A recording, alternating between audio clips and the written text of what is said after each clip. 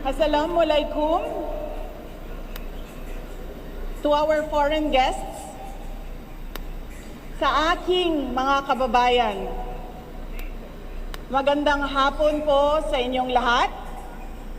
Maayong hapon sa inyong tanan.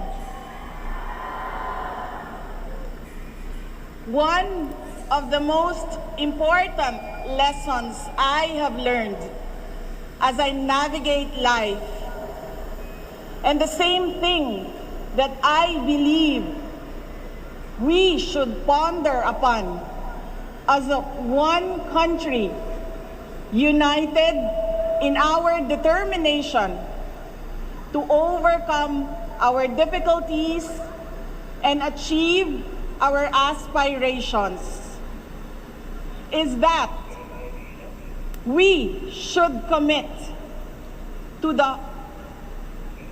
heart the priorities of God, country, and family.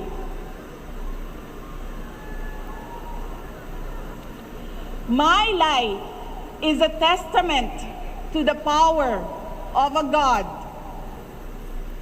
whom we know by many names. My younger self was consumed by a dream to become a doctor. I pursued a pathway that I thought could help me realize that dream. But I was directed toward another way. And now I am a lawyer. When I committed myself to governance and public service, I was also determined to finish 3 consecutive terms as mayor. That will not happen anymore. I am now the Vice President-elect.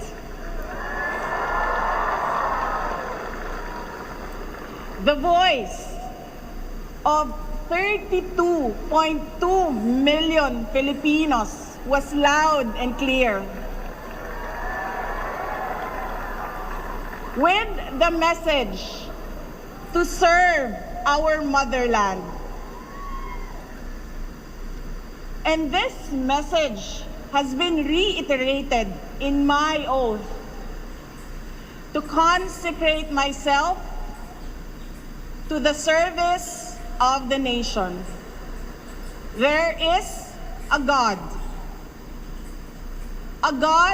whose will transcends the desires of our hearts, one whose will directs us to the way that we might not have imagined, but a way that consecrates ourselves every day to help our fellow men overcome the difficulties they face in their lives, to change lives, to save lives.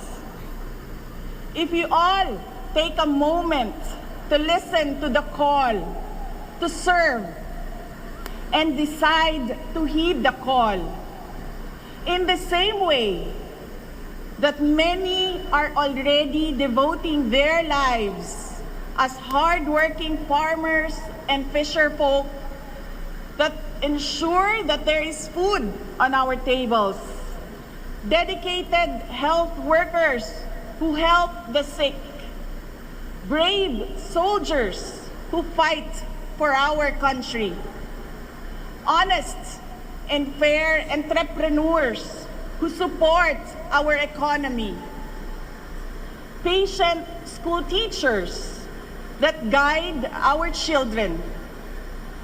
I believe the country will be heading towards a future of hope, security, strength, stability, and progress.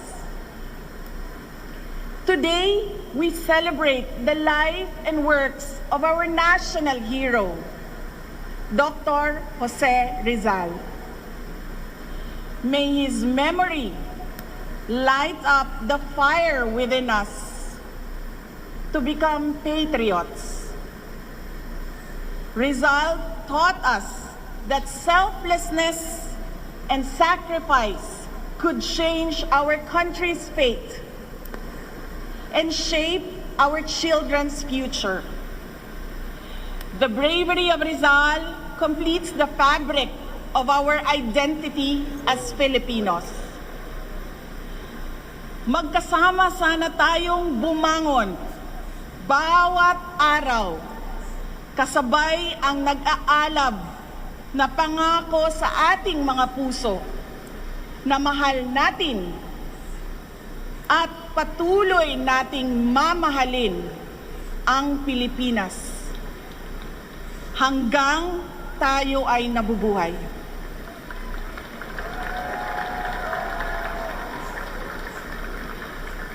Let us show our love for our country by taking care of our families and communities despite the unending challenges that come their way.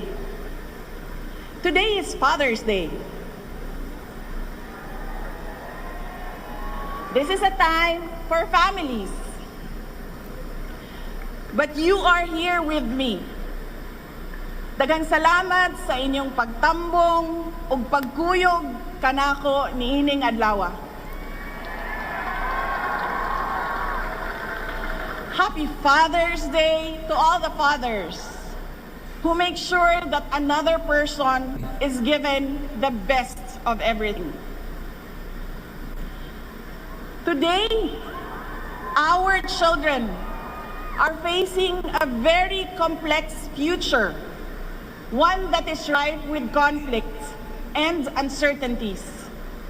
Some of these challenges include the winding cycle of poverty, the trauma of broken families, the lifelong baggage because of irresponsible and bad parenting, the abandonment issues due to an absentee parent, the anguish of gender confusion and discrimination, the destruction brought about by drugs, the lure of easy money in criminality, cases of HIV and other sexually transmitted diseases, the failure to identify and speak up against different kinds of abuses, the life-altering effects of teenage pregnancy, the detrimental effects of illiteracy, the emotional injury of bullying, unstable mental wellness, recruitment to support terrorism, misinformation in the internet. The list could be endless. A strong, loving, happy family sets down all the basic foundations essential in the development and growth of a child.